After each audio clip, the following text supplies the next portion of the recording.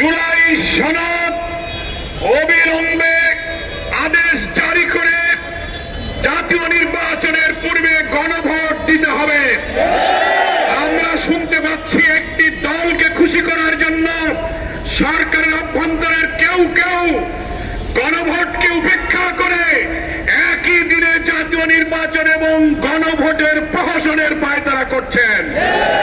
আমরা বলতে চাই, একই দিনে গণভোট যারা করতে চাচ্ছেন তাদের উদ্দেশ্য হল জুলাই সনদকে অকার্যকর করা।